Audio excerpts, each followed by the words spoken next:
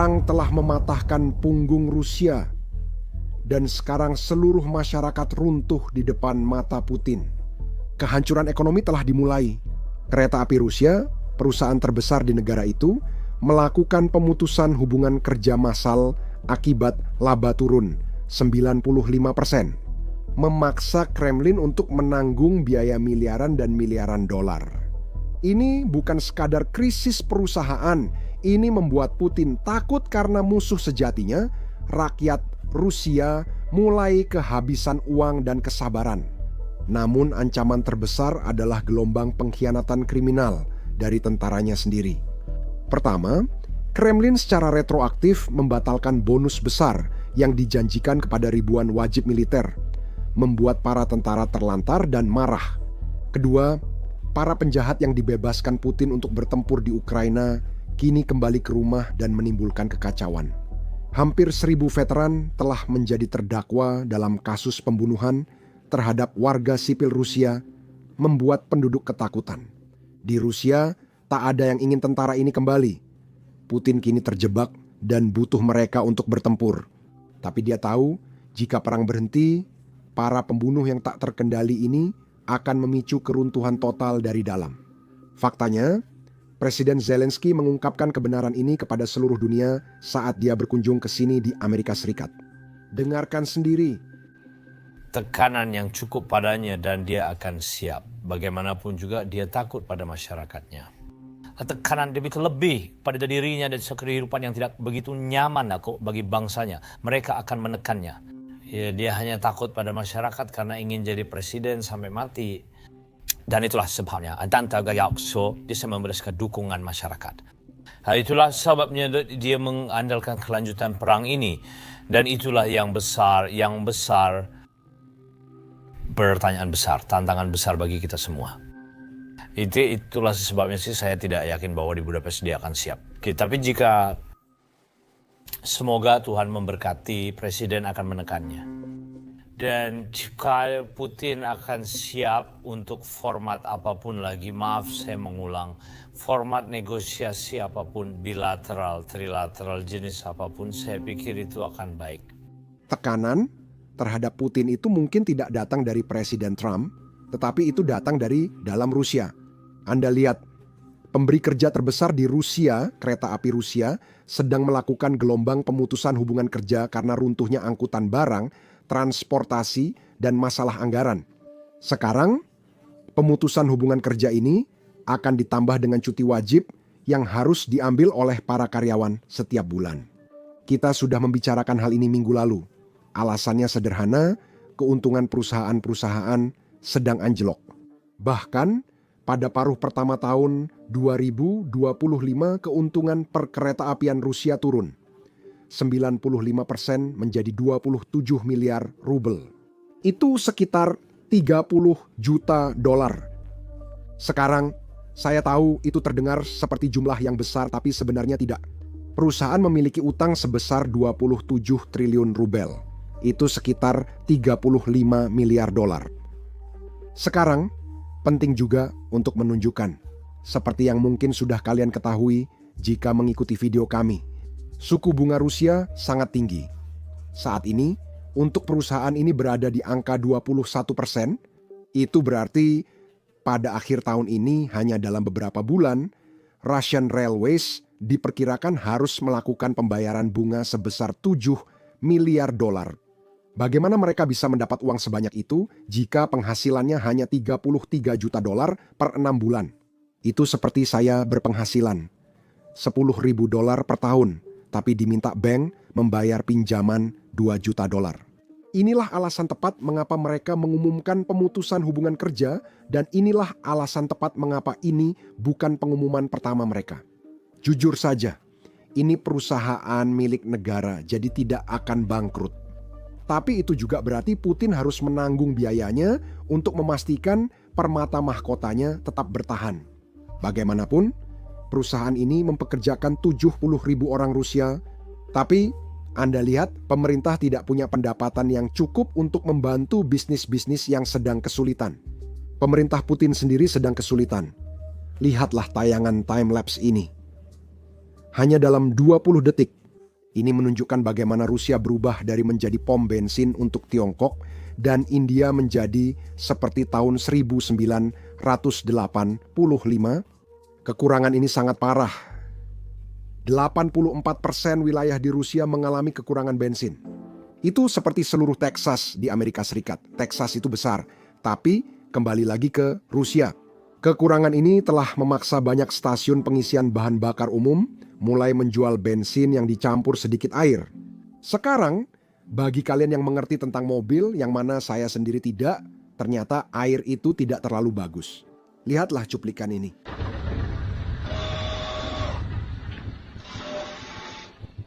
Sekarang, seperti yang saya bilang, saya bukan ahli mobil, tapi saya rasa dia seharusnya tidak parkir di sana. Sekarang, semua masalah kekurangan gas ini telah menyebabkan masalah lain bagi Putin, dan itu adalah masalah uang. Kita semua memilikinya. Seperti kata Presiden Eisenhower, jangan percaya janji orang Rusia. Dan coba tebak, seharusnya tentara Rusia mendengarkan, karena ternyata Putin menjanjikan bonus besar, sangat besar kepada para tentara, dan sekarang pemerintah membatalkan janji itu secara retroaktif. Di Sankt Petersburg, pihak berwenang telah membatalkan pembayaran sebesar 16 juta rubel untuk para relawan yang berpartisipasi dalam operasi militer khusus ini. Sekarang, bagian terbaiknya, ternyata mereka tidak mengumumkan saat mengambil keputusan sebesar ini. Tentara tidak menerima gaji, lalu mereka menelepon pihak berwenang yang segera mengetahuinya. Pada 26 Agustus undang-undang disahkan yang menetapkan pemerintah tak perlu membayar sejak 1 Agustus. Jadi mereka kembali dan pada dasarnya menerapkan undang-undang ini. Ternyata itu legal, jadi itu berarti para tentara ini sekarang berada di garis depan karena mereka ingin menjadi jutawan, karena kamu tahu bonusnya jutaan rubel. Setibanya di sana, mereka sadar pemerintah tidak akan menepati kontrak yang telah ditandatangani. Sekarang saya rasa ini akan menyebabkan jauh lebih banyak sakit kepala bagi Putin daripada yang dia sadari pada awalnya. Karena lihatlah laporan yang keluar pada awal September ini. Kremlin merasa tidak nyaman dengan kembalinya para veteran perang Ukraina.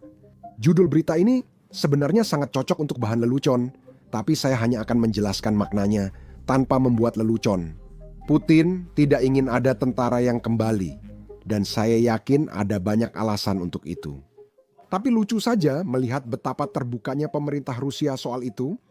Mereka melihat tentara kembali dan berkata, "Teman-teman, sepertinya ini tidak direncanakan. Bisa kembali ke garis depan?" Kalau saya jujur, kita sudah tahu ini sejak invasi dimulai karena sudah ada beberapa laporan. Memang memalukan. Coba lihat ini dari beberapa bulan lalu. Kita melihat beberapa tentara meminta-minta uang tepat setelah mereka pulang dari bertempur di Ukraina. Di klip ini terlihat seseorang.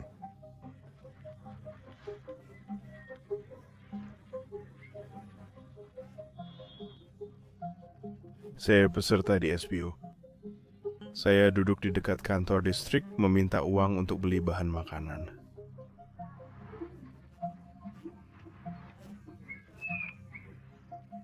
Sudah punya apa untuk dimakan.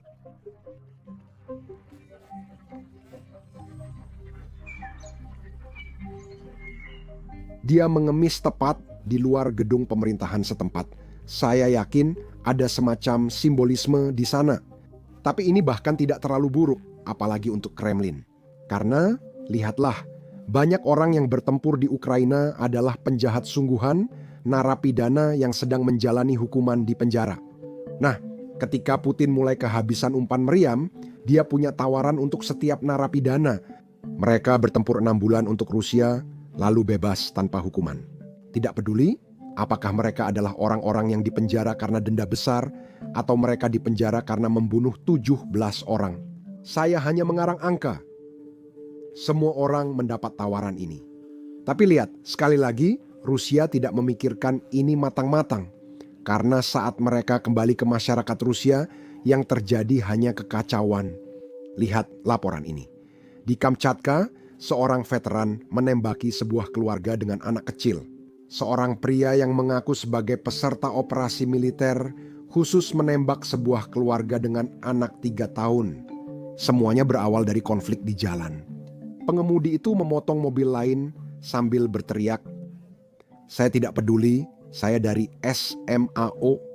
Lalu dia mengeluarkan senjata dan menembak ayah dari keluarga itu. Dalam video tersebut, rekan si penembak terdengar membelanya berkata, "Dia dari SMAO, dia tidak peduli. Orang-orang dari tentara membutuhkan bantuan." Polisi mengatakan senjata itu adalah senjata kosong dan telah disita untuk pemeriksaan. Sementara itu, warga Rusia di media sosial mulai khawatir. Berapa banyak lagi orang seperti dia yang akan kembali dari sana ketika semuanya sudah berakhir? Di Rusia, hampir tak ada yang ingin melihat tentara mereka pulang. Pihak berwenang Kremlin sangat memahami bahwa orang-orang ini adalah sumber destabilisasi. Mereka terbiasa uang mudah, menyelesaikan masalah dengan senjata, dan sulit dikendalikan. Karena itu, mereka akan terus dipertahankan dalam perang di berbagai negara. Sayangnya, bagi orang Rusia beradab, ini bukan kejadian terisolasi. Ini hanyalah contoh lain dari tren yang lebih besar di Rusia yang akan terus berkembang. Hampir 1.000 tentara Rusia yang kembali dari garis depan telah menjadi terdakwa dalam kasus pembunuhan. Dan percayalah, ketika saya mengatakan ini, kasus-kasus ini bukanlah kasus yang berkaitan dengan kejahatan perang yang mereka lakukan di Ukraina. Kita tahu Putin tidak peduli soal itu. Ini adalah kasus-kasus yang dilakukan oleh tentara pemberani Putin terhadap penduduk Rusia. Ini memberi gambaran tentang orang-orang yang digunakan Putin untuk berperang. Seperti saya katakan di awal video, masyarakat Rusia sedang hancur. Dan sayangnya, saya pikir itu justru memberi Putin lebih banyak alasan untuk terus melanjutkan perang ini selama mungkin. Dia tidak ingin perang usai karena tahu itu akan menimbulkan masalah dalam negeri. Putin hanya akan menghentikan perang ini jika dia dipaksa. Disinilah saya ingin menunjukkan kepada kalian beberapa cuplikan dari apa yang terjadi selama akhir pekan. Seperti yang kalian tahu, Presiden Zelensky bertemu Presiden Trump di sini, namun pertemuan itu tidak berjalan baik. Selain itu, Presiden Trump menelepon Putin tepat sebelum pertemuannya dengan Zelensky sehari sebelumnya. Pertemuan itu, menurut saya, hanya menguntungkan Putin. Berikut Presiden Zelensky membahas semuanya. Apakah Presiden Trump memberi Anda jaminan bahwa Amerika Serikat akan memberikan rudal Tomahawk kepada Ukraina? Rudal Tomahawk? Dan ketika kita berbicara tentang jarak jauh, orang-orang harus memahaminya. Kami menggunakan ribuan drone jarak jauh produksi Ukraina untuk tujuan militer. Tapi Rusia tidak hanya menggunakan drone produksi Iran. Mereka memakai ini dan hasil produksi sendiri. Sejujur saja, senasa mereka punya drone sendiri, tapi mereka juga menggunakan rudal buatan Rusia dan rudal jarak jauh buatan Korea Utara. Sangat sulit jika hanya mengandalkan drone Ukraina saja. Kami membutuhkan Tomahawk jarak jauh dan sejenisnya. Amerika Serikat memiliki hal-hal serupa. Kami dibutuhkannya untuk penggunaan campuran dan penggunaan campuran. Seperti milik Rusia, seperti yang digunakan Rusia. Bisa dimengerti bagaimana cara kerjanya. Tim kami yang mengerjakannya seperti yang saya bilang. Dan saya jujur bagus bahwa Presiden Trump tidak mengatakan tidak, tapi untuk hari ini beliau juga tidak mengatakan ya. Beliau setuju soal rudal Tomahawk. Maksudnya ini adalah pertanyaan yang sensitif. Ya, dan pesan dari Presiden bahwa itu untuk kepentingan Amerika. Jumlah yang Anda miliki, ya saya tidak bisa membagikan detail ini. Maaf, itu adalah pertanyaan dia internal Anda, tapi saya mengandalkan kelanjutan dari ini, dialog. Di awal minggu, Presiden Trump tampak terbuka untuk memberikan rudal Tomahawk kepada Ukraina. Setelah berbicara dengan Presiden Putin, dia mengubah nada bicaranya. Apakah menurutmu Presiden Trump mengubah nada bicaranya tentang rudal Tomahawk setelah berbicara dengan Presiden Putin? Saya benar-benar tidak tahu sama kami belum pernah bertemu sebelum panggil telepon ini. Tetapi untuk hari ini semuanya baik lagi. Bahwa dia nggak bilang dia, ya. Tapi menurut saya itu kamu tahu,